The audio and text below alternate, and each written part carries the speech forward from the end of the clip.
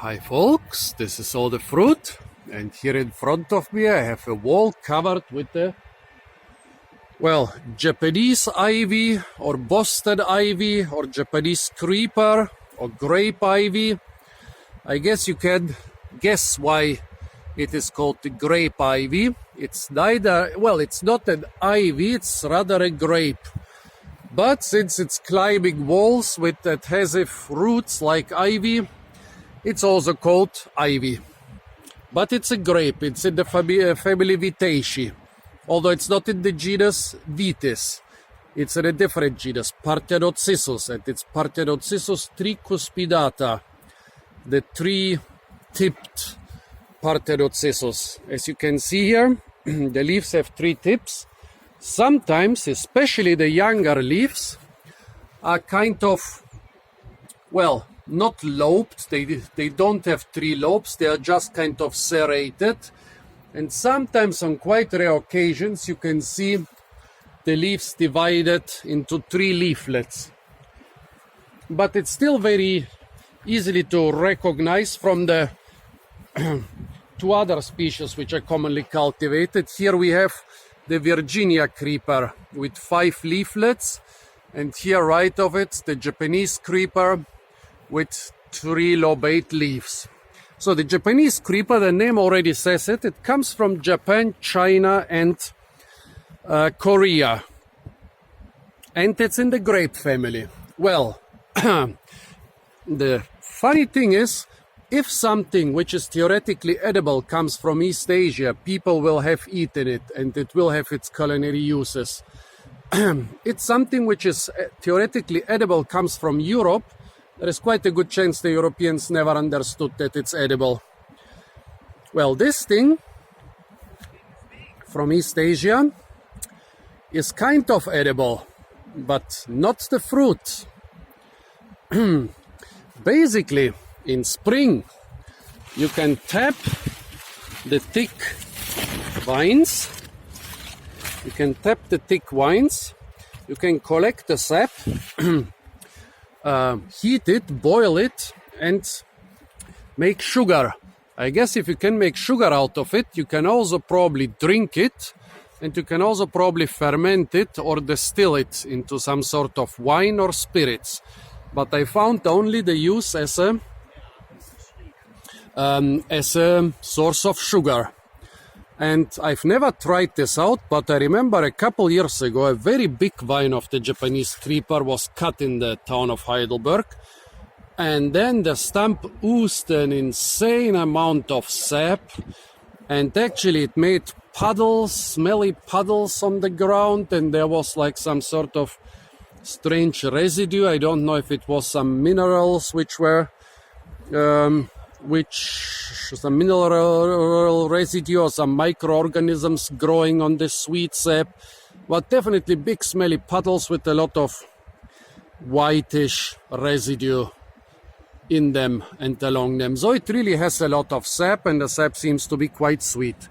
However, the leaves, it seems it's possible for people to react to the leaves. There seem to be some irritant in the leaves, so it's not as bad as poison ivy, which is also not an ivy, but you should treat it with caution. Like the Virginia creeper, it's being used to cover walls on buildings. Well, here it's being used to cover an ancient wall, together with the Virginia creeper. Actually, the really red plants here are the Virginia creeper, which seems to become red and lose its leaves a little bit earlier than the Japanese creeper. So together with it, and with a similar false Virginia creeper, it can be used on the southern side of buildings to reduce air conditioning cost. In summer, you will have the dense foliage, which kind of covers the southern side of the building like an additional layer, traps air there, so it insulates it. But in spring, late autumn and winter, this layer disappears because the plant is deciduous. As you can see, the first leaves are already falling. So the rare winter, spring and autumn sun will be able to heat your building. So quite a useful plant.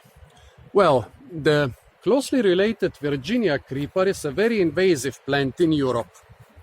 Here is the Virginia creeper, and here you can see a couple trees along the river which are already covered by the Virginia creeper. The Japanese creeper used to be quite safe in that respect. It has been cultivated for hundreds of years in Europe, but at least in Germany it was never recorded in the wild until about 20 years ago, where I was actually the first botanist to record this in Germany. It was quite an interesting discovery for many of the German botanists, a proof of climate change, that suddenly this plant started escaping into the wild.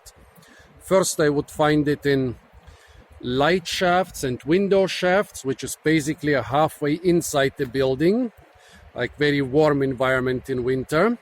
Then I would find it escaped on south-facing walls, usually in pavement cracks, in the gravel of railroads, also very warm and mild environments.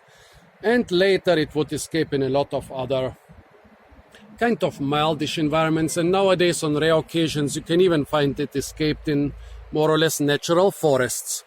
Well, birds obviously eat the fruit.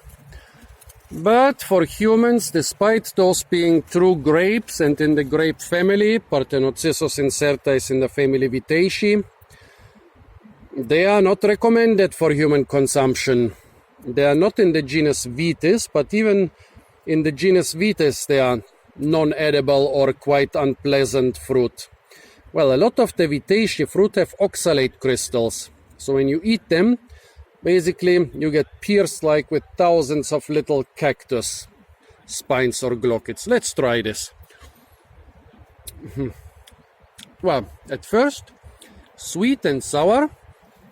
Less sweet than the Parthenocissus quinquefolia I tried there. So not even the leaves, but also the fruit of Parthenocissus quinquefolia seem to be a week or two ahead of Parthenocissus incerta. Now this one is a bit more sour. There's some sweetness, some mild grape flavor even.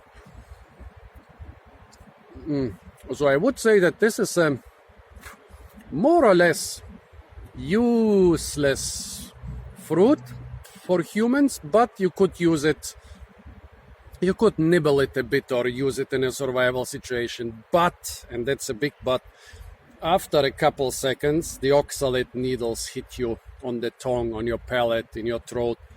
Here, the oxalate needles are not as bad as in the two American species I tried recently, but they're still bad enough to prevent anyone who is not out of his mind, his or her mind, to try this.